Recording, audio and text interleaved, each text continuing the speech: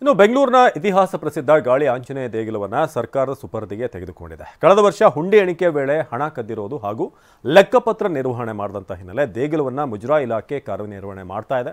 ಸರ್ಕಾರದ ನಿರ್ಧಾರಕ್ಕೆ ಆಡಳಿತ ಮಂಡಳಿ ತೀವ್ರ ಆಕ್ಷೇಪ ಹೊರಹಾಕಿದೆ.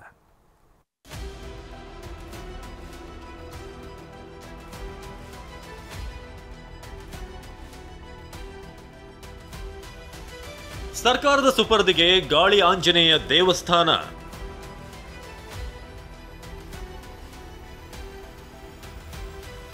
ಹಣ ದುರುಪಯೋಗ ಆಗಿದ್ದಕ್ಕೆ ಕ್ರಮ ಎಂದ ರಾಮಲಿಂಗಾರೆಡ್ಡಿ.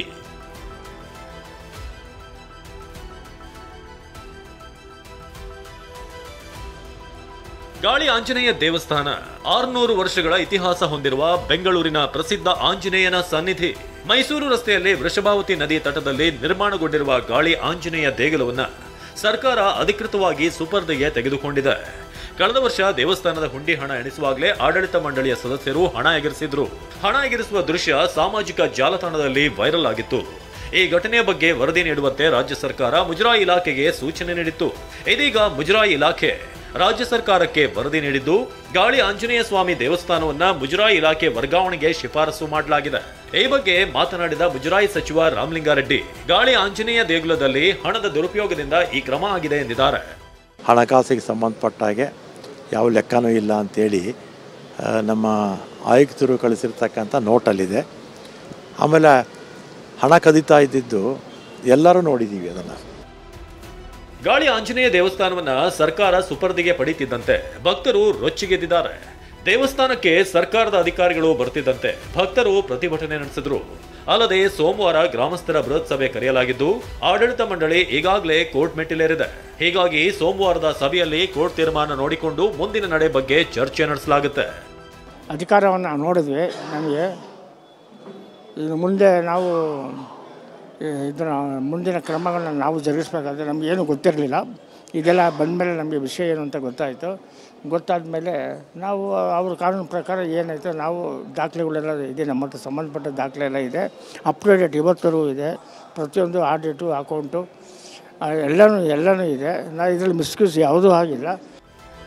ಇನ್ನು ಗಾಳಿ ಆಂಜನೇಯ ದೇವಸ್ಥಾನ ಸರ್ಕಾರದ ಸುಪರ್ದಿಗೆ ಹೋದ್ರೆ ಏನೆಲ್ಲ ಬದಲಾವಣೆ ಆಗುತ್ತೆ ಅಂತ ನೋಡೋದಾದ್ರೆ, ಗಾಳಿ ಆಂಜನೇಯ ದೇವಸ್ಥಾನ ಸರ್ಕಾರದ ಸುಪರ್ದಿಗೆ ತೆಗೆದುಕೊಳ್ಳಲಾಗಿದ್ದು, ದೇವಸ್ಥಾನದಲ್ಲಿ ಸರ್ಕಾರಿ ಸಿಬ್ಬಂದಿ ಕಾರ್ಯನಿರ್ವಹಣೆ ಆರಂಭ ಮಾಡಿದ್ದಾರೆ. ಮುಜರಾಯಿ ಇಲಾಖೆಯ ಸಿಬ್ಬಂದಿ ವರ್ಗದಿಂದ ಕಾರ್ಯಾರಂಭವಾಗಿದ್ದು, ಟಿಕೆಟ್ ಕೌಂಟರ್ ಬಳಿ ಕೂತು ಟಿಕೆಟ್ ವಿತರಿಸುತ್ತಿದ್ದಾರೆ.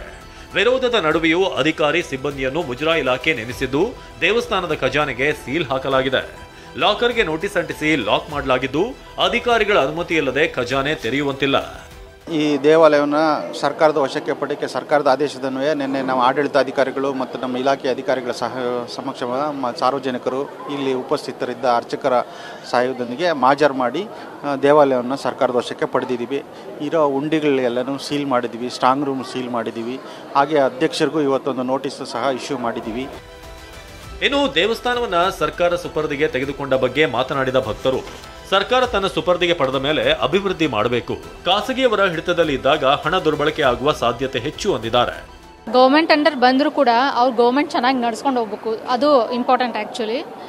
ಆಮೇಲೆ ಇನ್ನೊಂದೇನೆಂದರೆ, ಅಷ್ಟು ನನಗನ್ಸೋ ಪ್ರಕಾರ ಸರಿಯಾಗಿ ಮೇಂಟೈನ್ ಮಾಡಿಲ್ಲ ಅನಿಸ್ತಾ ಇದೆ. ಇನ್ನೂ ಒಳ್ಳೆ ರೀತಿಯಾಗಿ ಮೇಂಟೈನ್ ಮಾಡಬೇಕು. ಈ ಬಗ್ಗೆ ಪ್ರತಿಕ್ರಿಯೆ ನೀಡಿದ ಬಿಜೆಪಿ ಶಾಸಕ ಸಿಕೆ ಮೂರ್ತಿ, ಯಡಿಯೂರಪ್ಪ ಸಿಎಂ ಆಗಿದ್ದಾಗ ಅಭಿವೃದ್ಧಿಗೆ ಹಣ ಕೊಟ್ಟಿದ್ರು.